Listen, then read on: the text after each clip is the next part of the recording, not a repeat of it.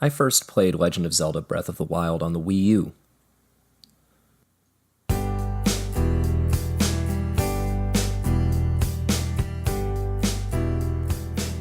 I've been looking forward to the game for quite some time. It had such a long development cycle. And it was something of a love-at-first-sight experience. I found myself getting addicted to the game almost immediately. It possesses a strange quality, this ability to pull you in over its first couple of hours. And you wind up staying in for quite some time.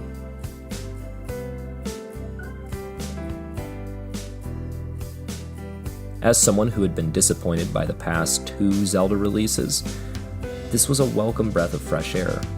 It felt like Nintendo had finally started listening to their fans. But then I kept playing, and I kept playing. And then I got some time away from the game. And the further and further away I get from Breath of the Wild, the less I like it. Many of the traits that intoxicated me with the game initially start operating at a detriment as it drags on, and making it more frustrating. I asked for this. We all did.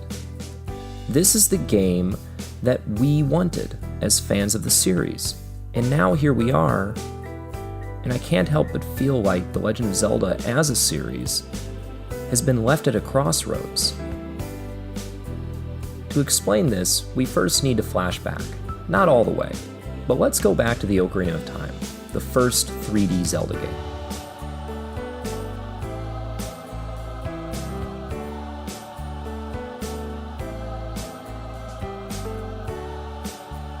Starting with Ocarina of Time and going forward, notice how each version of Hyrule has one strange quirk. In Ocarina of Time, Hyrule has a time travel mechanic. Majora's Mask is set in Termina, the world of Clocktown, one of the most distinct video game worlds ever created, despite the fact that that game was very flawed. Wind Waker exists in a flooded iteration of Hyrule. Twilight Princess has the Twilight Realm and the Wolf transformation mechanic. And Skyward Sword, of course, has Skyloft. Now, when we get to Breath of the Wild, one thing you'll notice is that Hyrule is Hyrule again. There's no governing gimmick of this Hyrule.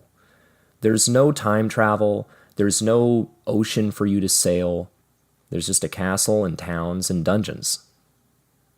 Okay, so now let's flash back all the way. Let's go back to the first Legend of Zelda. The innovations of the first Zelda game are largely ludic, that is, they're largely gameplay-centric. I've heard it best described as, on the opening screen of Mario, you start out to the left, and you can only go right. On the opening screen of Metroid, you start out in the middle, and you can go left and right.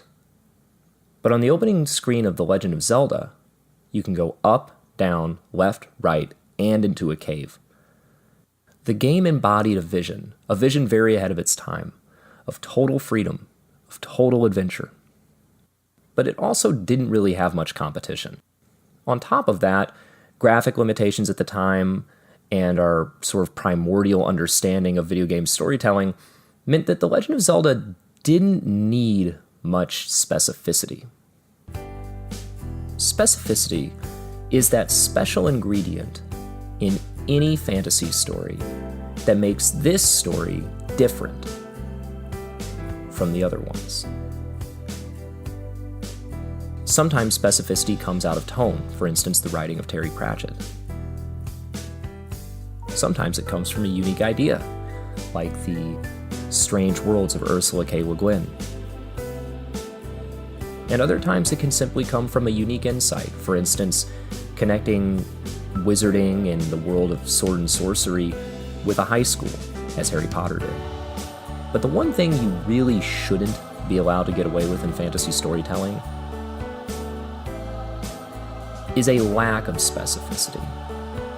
Now I'm talking about that Tolkien-esque Dungeons & Dragons generic world, a world that any fantasy writer or storyteller is told to avoid because it's played out.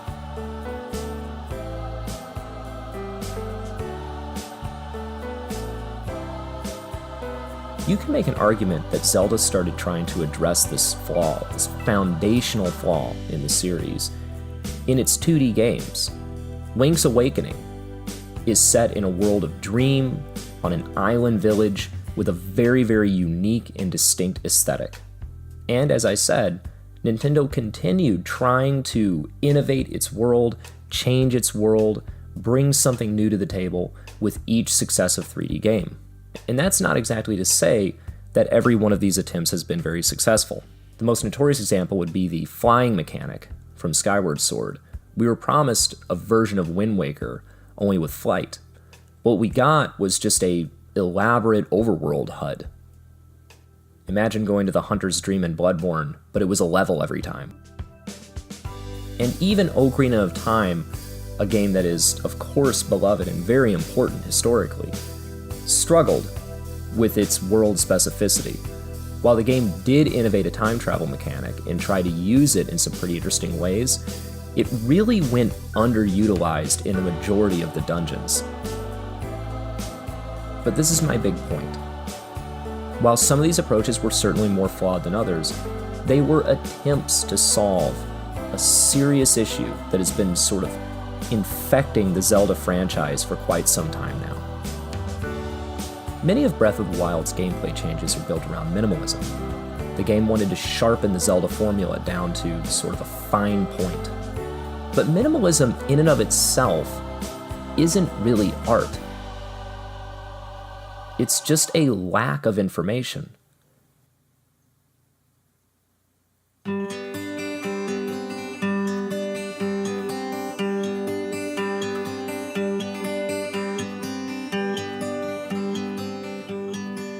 And when you apply minimalism to fantasy, you actually strip away the very reasons why people come to this genre. The result of this minimalism, this simplification, this sharpening, has been a complete vaccination of Zelda's personality. Take, for example, the shrines. The shrines have been designed to look all identical. And not only are they designed to look identical, they're designed to look lifeless. They look like something from an Apple commercial, or Tron. They have no soul, no personality, and they fail to appeal to our sense of discovery. Story has plagued the Zelda series for quite some time. Many of these games fail because of the fact that they are repeating the same narrative structure over and over and over again. This idea of save the princess, save the princess. There's only a few games that buck that structure, and they're all some of the more successful entries of the series. Breath of the Wild doesn't try to tell a different story. It simply tries to minimalize the current one. The result is a honed-down version of the Zelda story that is so simple, so basic, that they could literally tell it out of order and it would be coherent. It's not a positive trait of this game that it can do that. It means that it's telling a story we already know. To some extent, this is perfectly logical. Nintendo boasted about how Breath of the Wild was going to be returned to the original Zelda formula. They, for example, very proudly touted the fact that the game was built on a grid, on an old-fashioned grid, the same way the first Zelda was made. And while that certainly has resulted in a few gameplay improvements, it's also resulted in the removal of all of the progress that they have built over the years. And at this point, I have to ask, what exactly is this fixing? What did we want fixed in the first place? Because this game hasn't solved as many problems as you'd think. I mentioned at the start how the first 2 hours really effectively pulled me in, and they do.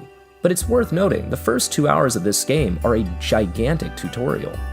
You still drown in cumbersome inventory screens and elaborate item descriptions. You still handle many of the same items as before, only now they can break. But in this new Zelda, we have the additions of some super special specific flaws, things like too few dungeons. The dungeons in this game felt very simple. At least 2 of them, by my count, felt unfinished, and once again, that minimalism, the fact that every dungeon looks the same on the inside and basically operates in the same way, works at a detriment to the series.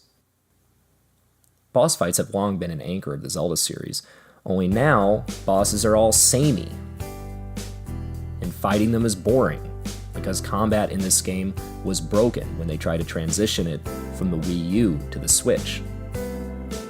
And on top of that, the game's sense of immersion or discovery has been completely demolished. Yes, in Breath of the Wild you can go left, right, up, down, and into caves, only the difference between this and the original Zelda is that you're going to find the same thing wherever you go. You're either going to get a Korok seed, or you're going to find a shrine. When you go into a dungeon, you're going to find the same basic dungeon set. Combat encounters that are initially very interesting slowly become boring, because there are very few enemies in this game. Now at this point, I should probably put on the brakes. I'm not saying that this game is completely terrible. Like I said, I enjoyed a lot of my time with Breath of the Wild. But I also don't like the idea of letting Nintendo off the hook here. They made the world of Zelda Breath of the Wild so big that it became a bottomless pit. They couldn't possibly hope to fill it. And as a result, it is filled with generic, boring, repetitive content, and systems that you can break with the IQ of like a 12-year-old.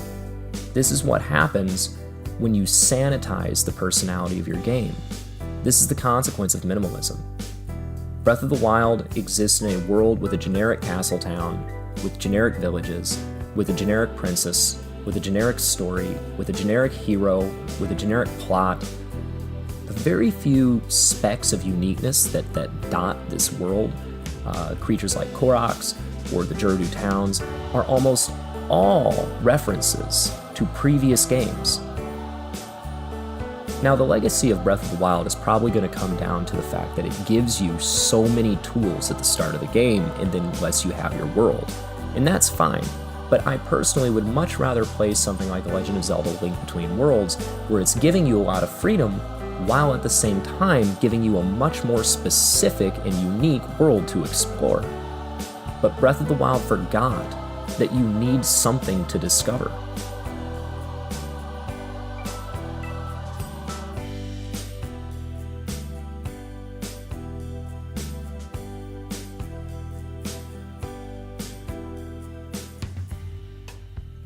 The cover of Breath of the Wild depicts Link standing on top of a mountain and staring into the distance. But I don't quite see it that way. Instead, I see Link staring into an empty void. It's a void created by foundational flaws in the Zelda formula. It's a void created by an over-reliance of fan input.